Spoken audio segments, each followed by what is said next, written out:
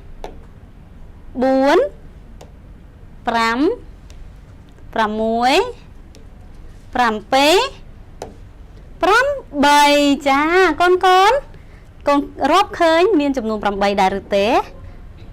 ចាបើមានចំនួន8ថាតើយើងសរសេរលេខប៉ុន្មានកូនចាល្អមែនតើគឺយើងសរសេរលេខ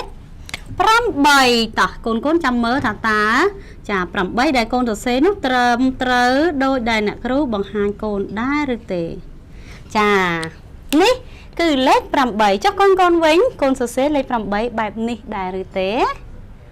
ចាកូនសរសេរបែបនេះដែរណោះចាពិតជាត្រឹមត្រូវអូយពូ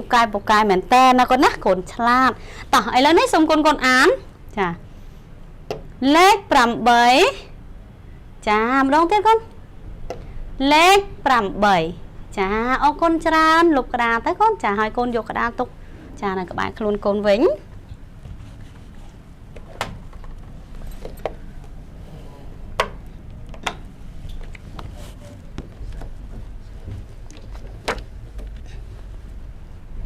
ចាកូនកូនទុកក្តាររួចរាល់ហើយនៅចាទុករួចរាល់ហើយណោះចាតោះឥឡូវកូនចាចាំស្ដាប់អ្នកគ្រូសួរកូនណាកូនណាចាកូនណាដឹងកូនចូលរួមឆ្លើយចាអញ្ចឹងយើងរៀនមេរៀនមុនចាចំនួនអ្វីចាគឺចំនួន8មែនទេចាអញ្ចឹងកូនដឹងទេបន្ទាប់ពីចំនួន8ថាតើចំនួនប៉ុន្មានដែរមើលកូនណាដឹងចាចំនួនប៉ុន្មានចាល្អគឺចំនួន9ចាអញ្ចឹងកូនអាចទស្សន៍ទាយបានទេថាអ្នកគ្រូនឹងបង្រៀនមេរៀនអ្វីដល់កូននៅថ្ងៃនេះចាល្អមែនតើគឺអ្នកគ្រូនឹងបង្រៀនមេរៀនថ្មីចំនួន9ដល់កូនណាកូនណាចា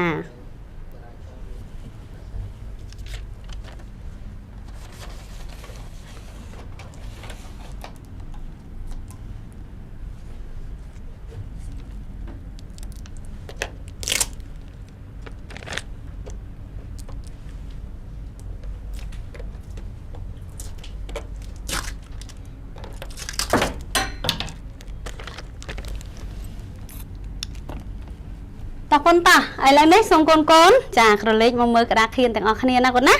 ចាហើយចូលរួមអានចំណងជើងឲ្យបានលឺផងដែរណាកូនណាចាតោះគណិតវិទ្យា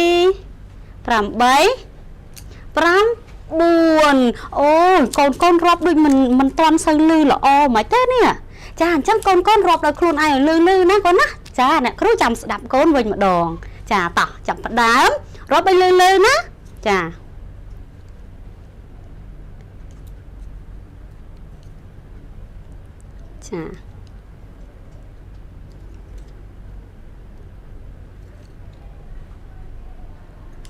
ចាទៀតកូនចាមួយទៀតចាកូនរាប់ឃើញប៉ុន្មានចាគឺទាំងអស់មានចំនួន9ណាកូនណាចាតោះកូនថាតាមអ្នកគ្រូចាចង្កឹះមានចំនួន9ចាថាមកចាម្ដងទៀតកូនចង្កឹះមានចំនួន9ចាកូនថាដល់ខ្លួនឯងកូនមកចាចង្កឹះមានចំនួន9ចាអរគុណច្រើនណាកូនណាកូនសិស្សអ្នកគ្រូពូកែឲ្យរាប់បាត់លឺមែនតែនចា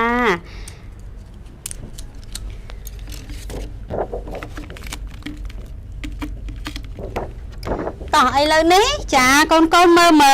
ចាអ្នកគ្រូបង្ហាញចារូបចាអញ្ចឹងកូនស្គាល់ថារូបនេះជារូបអ្វីទេចាគឺជារូប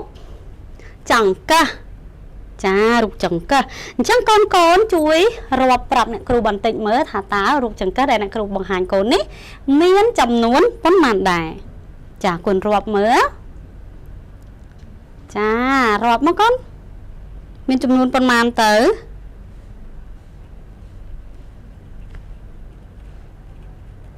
ប៉ុន្មានកូនចាតោះឥឡូវកូនរាប់ជាមួយអ្នកគ្រូឲ្យលឺណាកូនណាចាដើម្បីទៀងទាត់ថាមានចំនួនប៉ុន្មានតោះ1 2 3 4ចា5 6 7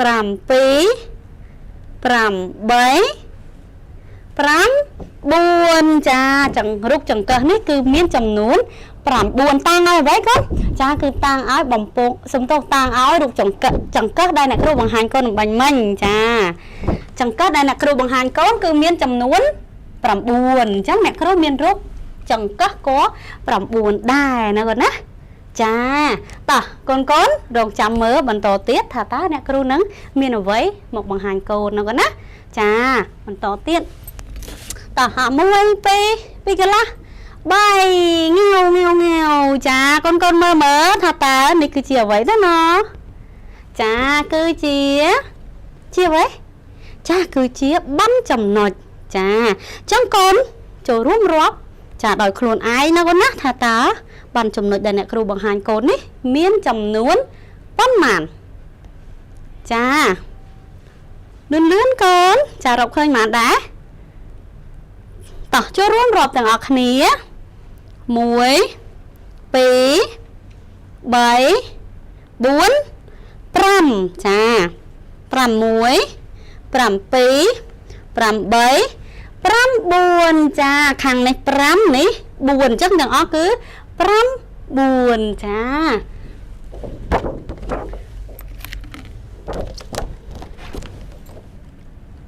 តោះកូន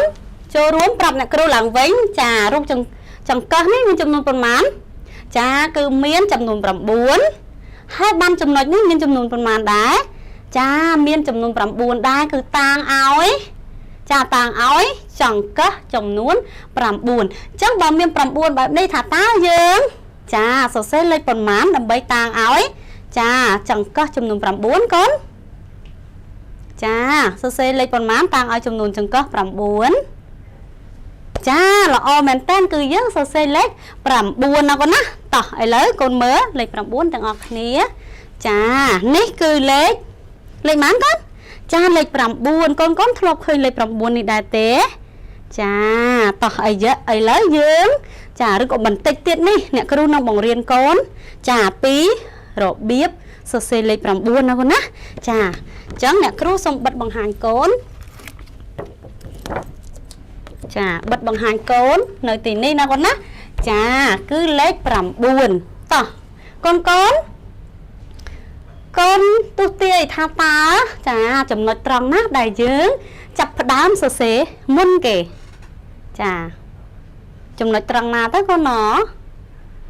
ចាតោះឥឡូវកូនមើលចាអ្នកគ្រូប្រាប់កូនណាចំណុចដែលយើងត្រូវសរសេរមុនគេគឺកន្លែងគួចណាកូនណាចានេះកន្លែងគួចនេះ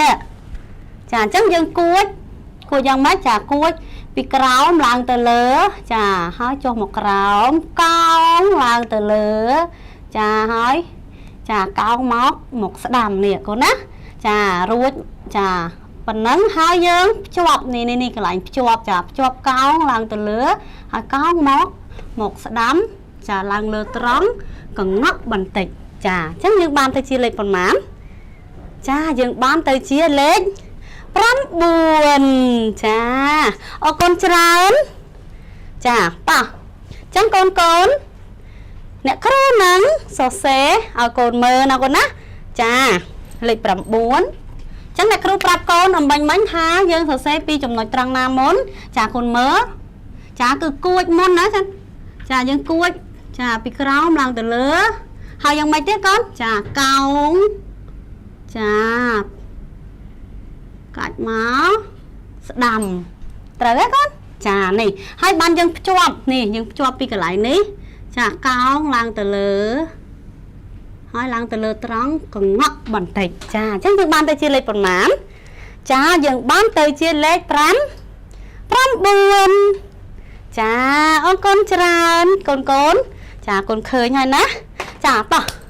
កូនបានស្គាល់អំពីរូបរាងលេខ9ក៏ដូចជាចា